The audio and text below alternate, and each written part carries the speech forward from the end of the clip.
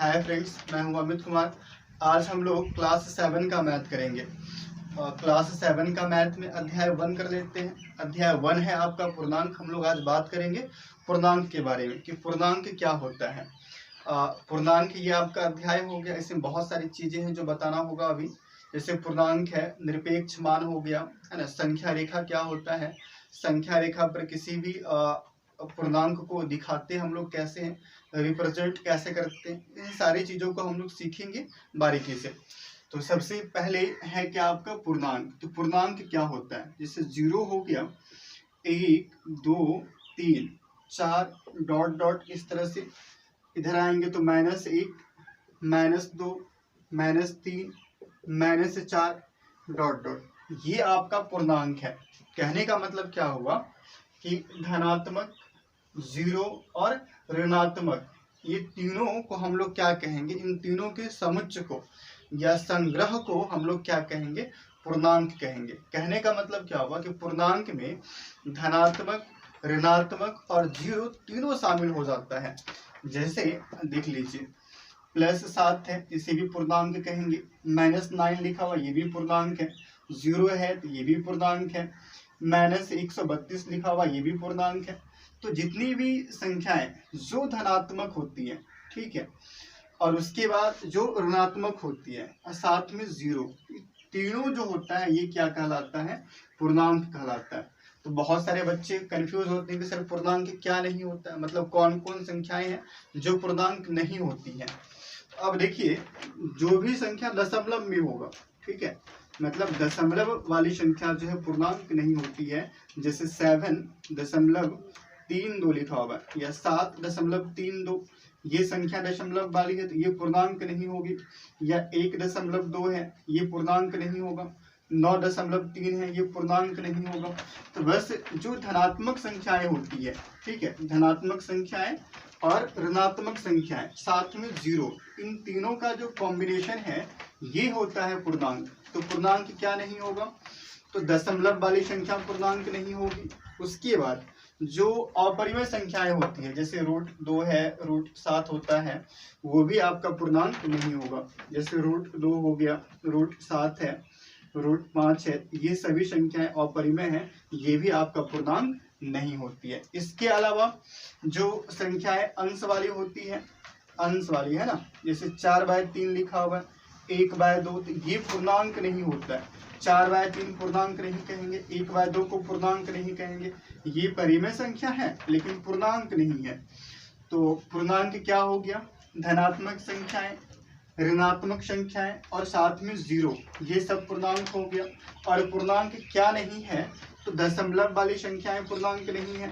Root जो अपरिमेय संख्याएं हैं, है ना, रूट में कौन, जिस संख्या का परफेक्ट जो है स्क्वायर नहीं निकलता हो, या जिस संख्या का जो है परिपूर्ण वर्गमूल नहीं निकलता हो, वो संख्याएं जो है आपकी पूर्णांक नहीं है। उसके बाद अंश वाली संख्याएं भी पूर्णांक नहीं होंगी। 1/2 है, 4/3 है, ये भी आपका पूर्णांक नहीं होगा। अगर क्वेश्चन आपसे आता है कि -7 क्या है, तो कहेंगे पूर्णांक है। क्या 1/2 पूर्णांक है, बिल्कुल नहीं है। क्या 7/3 पूर्णांक है, तो बिल्कुल नहीं है। क्या -1 पूर्णांक है, तो हाँ है। 0 पूर्णांक है, तो बिल्कुल है। क्या 7 पूर्णांक है, तो बिल्कुल है। तो मेरे ख्याल से ये पूर्णांक का जो कॉन्सेप्ट है ये आपको अच्छे से समझ में आ गया होगा। ओके, चलिए थोड़ा सा हम लोग आगे बढ़ते हैं निरपेक्ष मान की ओर। हम लोग बात कर रहे हैं निरपेक्ष मान की। निरपेक्ष मान क्या होता है, पूर्णांक का निरपेक्ष मान।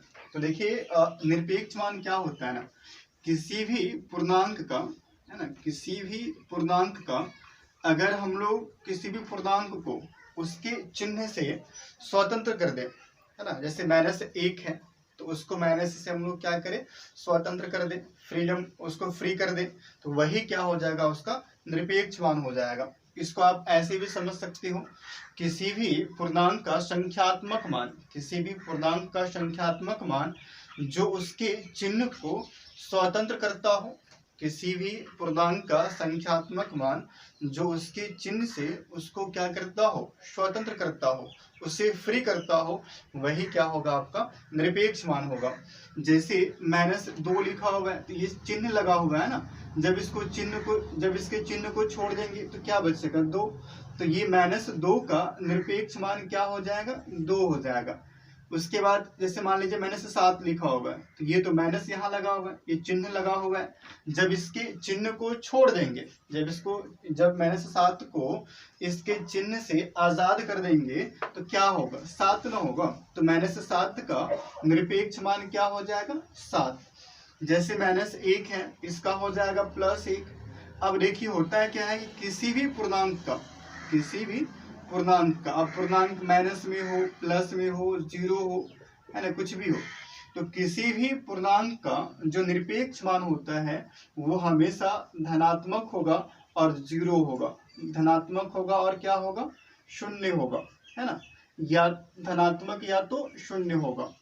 तो जैसे +3 है तो +3 है तो हम लोग क्या करेंगे, इसके चिन्ह जो प्लस में है यहाँ पे, तो इसके चिन्ह से इसको आजाद कर देंगे तो ये 3 हो जाएगा। ये +3 का निरपेक्ष मान क्या हो गया, 3।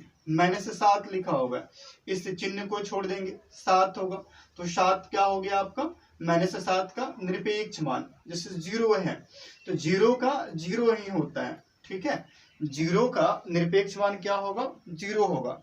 और जितनी सारी जो पूर्णांक जो ऋणात्मक होती हैं उन सभी का निरपेक्ष मान हमेशा क्या होगा, धनात्मक होगा।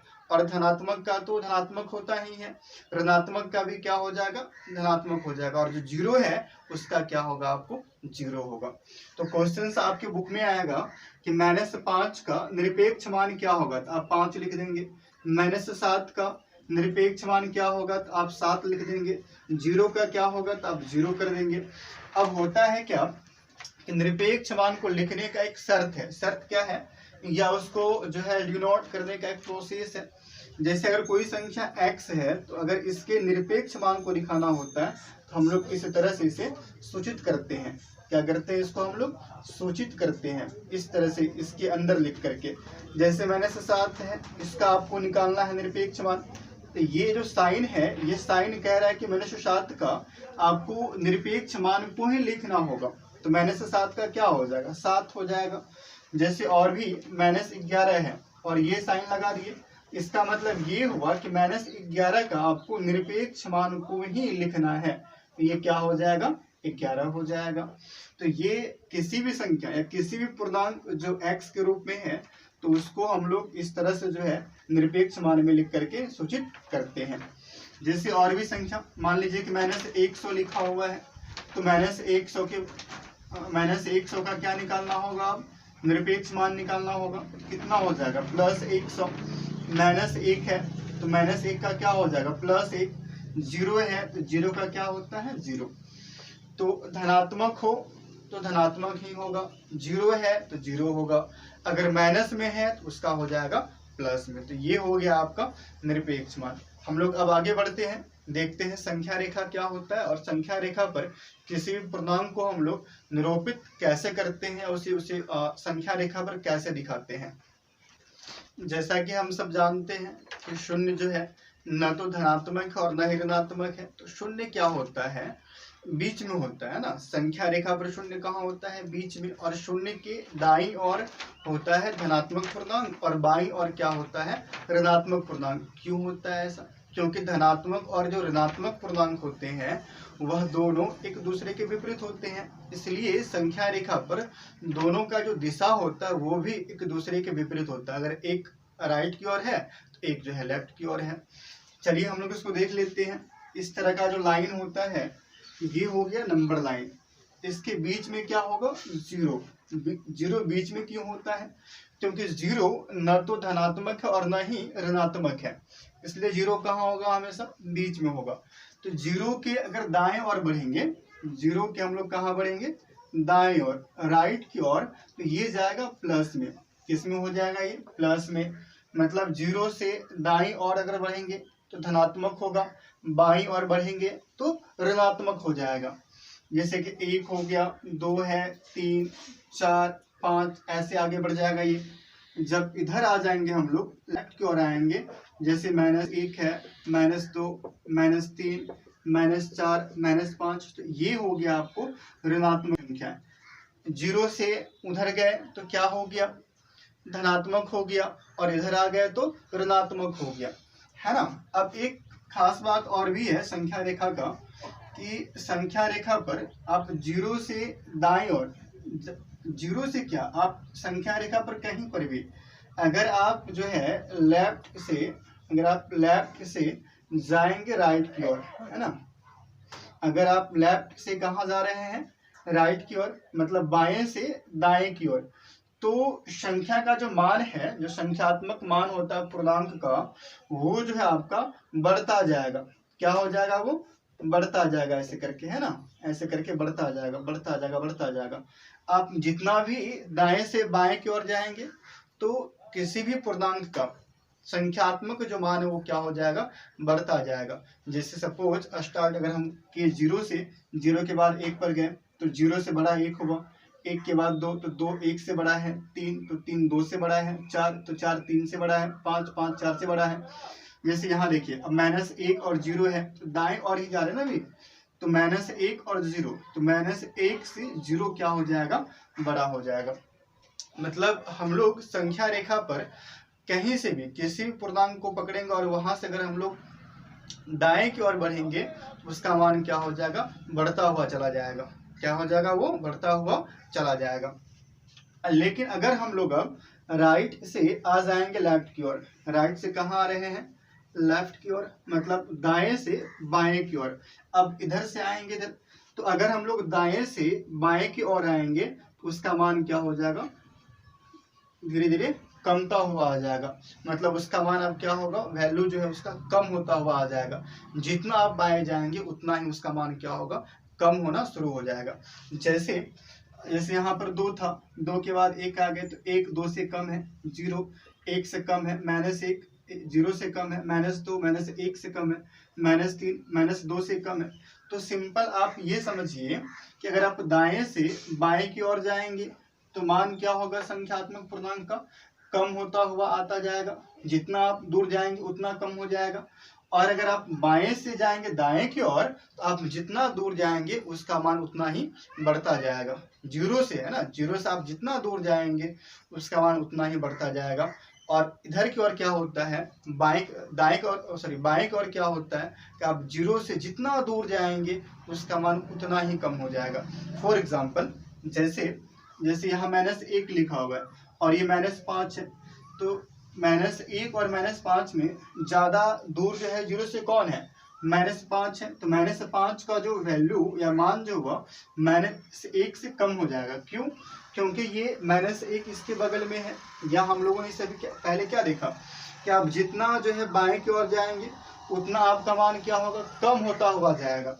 तो -1 बगल में ही है ना, और -5 यहाँ पर है, तो -5 का जो मान है वह -1 से बहुत ज्यादा कम है, बहुत ज्यादा कम है। ऐसे ही -4 -1 से कम है, -3 भी -1 से कम है, -2 भी आपका -1 से कम है। अब जैसे देखिए अब क्वेश्चन ऐसे आ गए, जैसे -1 है और माइनस है 1000, इसमें बड़ा कौन होगा। बहुत सारे बच्चे बोलेंगे सर 1000 लिखा हो बड़ा हो जाएगा। नहीं, बिल्कुल ऐसा नहीं होगा।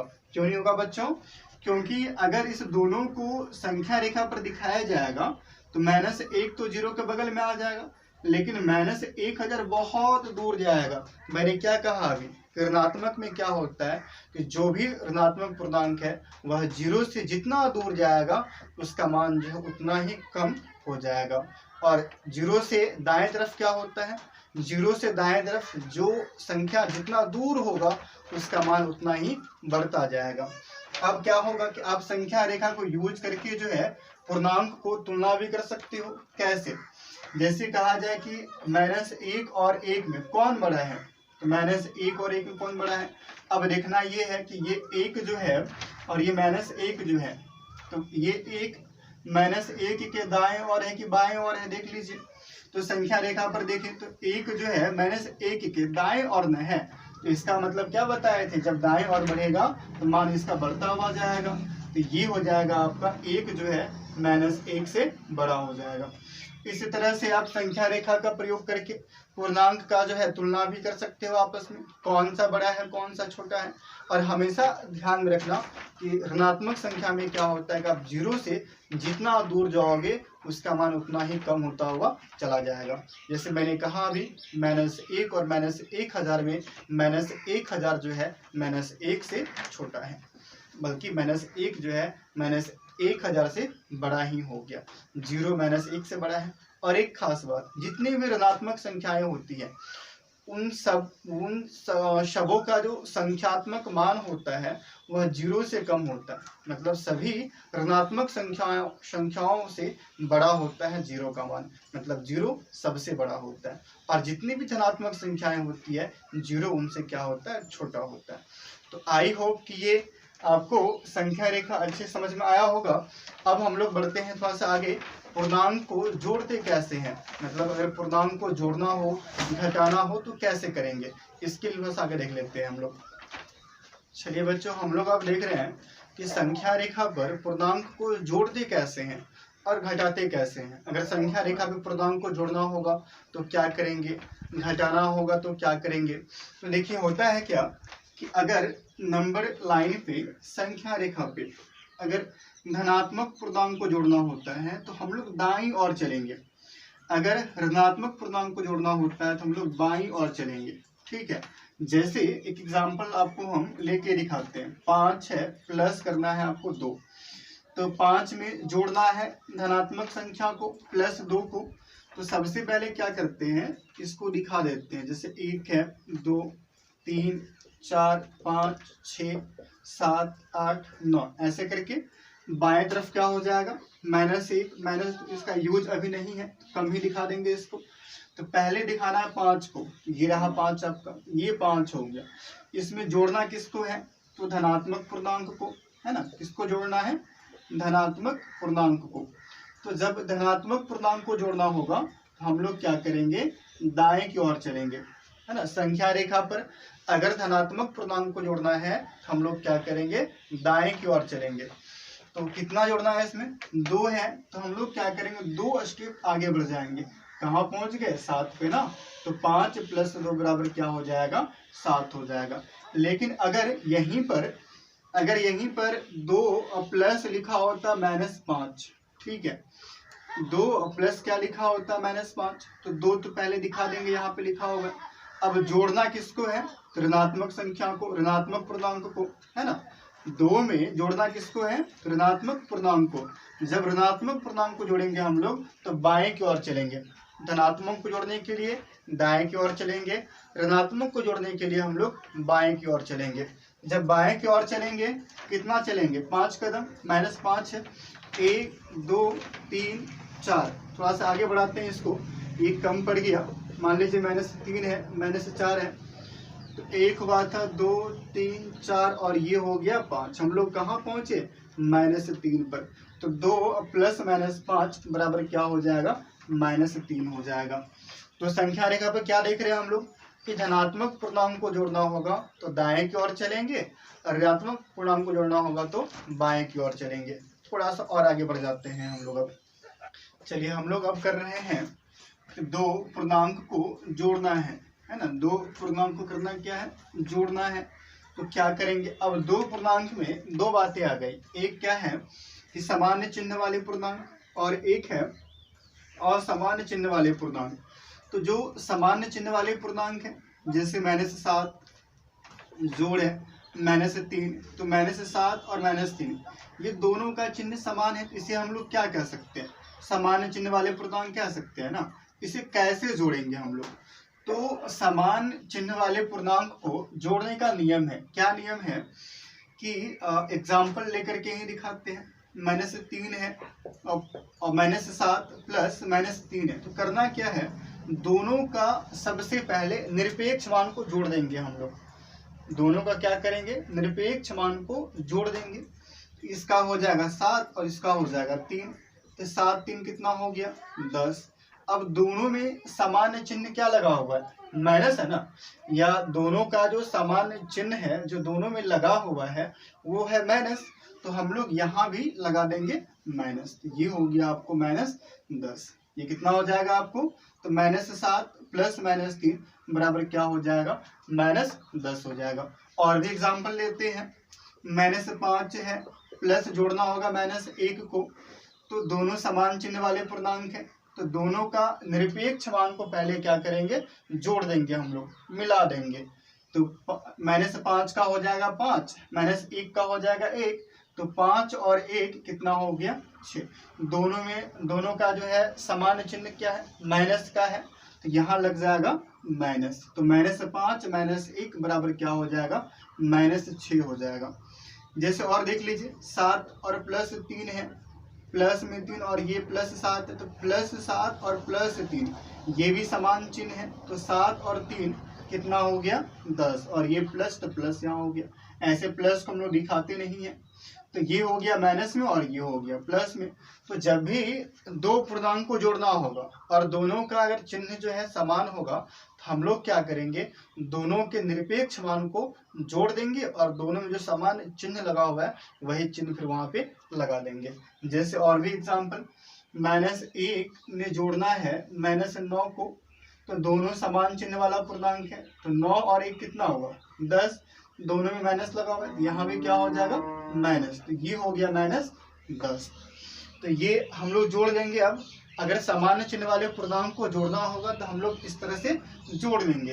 अब है कि असामान्य चिन्ह वाले पूर्णांक को, पहले असामान्य चिन्ह वाला पूर्णांक होता है क्या, जैसे -7 में जोड़ना है +2 को, तो -7 और +2 दोनों का चिन्ह तो समान नहीं है ना, इसे असामान्य चिन्ह कह सकते हैं। अब इसको जोड़ना है तो क्या करेंगे, तो सबसे पहले इसका रूल ये है कि दोनों का निरपेक्ष मान निकालेंगे, मतलब -7 का भी और 2 का भी।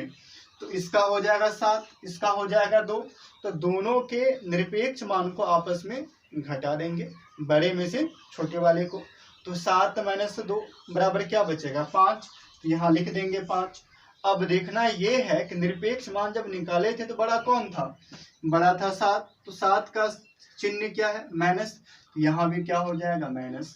और एग्जांपल लेते हैं, -10 प्लस लिखा हुआ है 3, तो -10 + 3 दोनों का निरपेक्ष मान निकालेंगे, तो एक का होगा 10, उसका होगा 3, तो बड़ा कौन हुआ 10, छोटा कौन हुआ 3, तो बड़े में से छोटे वाले को पहले क्या करेंगे माइनस कर देंगे, तो 10 - 3 बराबर क्या बचेगा 7, क्या बचा बराबर में 7। अब देखना है कि बड़ा कौन है, मतलब दोनों में से किसका जो है निरपेक्ष मान बड़ा था, तो -10 वाले का इसका चिन्ह क्या लगा हुआ माइनस का, यहाँ भी क्या हो जाएगा माइनस हो जाएगा, तो -10 + 3 बराबर क्या हो जाएगा -7। ऐसे ही और भी, जैसे -7 है प्लस कर देंगे यहाँ पे 3, तो क्या हो जाएगा, तो 7 3 का अंतर कितना होता है 4 होता है, ये बड़ा है, मतलब -7 का जो निरपेक्ष मान था वो 7 होगा, और 7 3 से बड़ा है ना, इसका चिन्ह कितना माइनस लगा हुआ है, तो यहाँ भी क्या हो जाएगा माइनस। तो समान चिन्ह वाले पूर्णांक को हम लोग ऐसे जोड़ देंगे और इसको ऐसे जोड़ देंगे। तो आज की क्लास में हम लोगों ने क्या क्या देखा, हम लोगों ने देखा पूर्णांक क्या होता है ना, संख्या रेखा क्या होता है, संख्या रेखा पर जो है किसी भी पूर्णांक को जोड़ते कैसे हैं, घटाते कैसे हैं, निरपेक्ष मान क्या होता है, किसी भी ऋणात्मक संख्या का निरपेक्ष मान क्या होता है, हम लोगों ने सबको देखा अच्छे से। और लास्ट में हम लोगों ने देखा कि दो पूर्णांक को आपस में जोड़ते कैसे हैं, और दो पूर्णांक कौन से, जब समान चिन्ह वाले हों और जब असमान चिन्ह वाले हों। तो आई होप कि ये सारी चीजें आपको समझ में आ रही होंगी। अब अगले क्लास में हम लोग जो है एक्सरसाइज का क्वेश्चंस को लेकर के आएंगे। तब तक थैंक्स फॉर वाचिंग।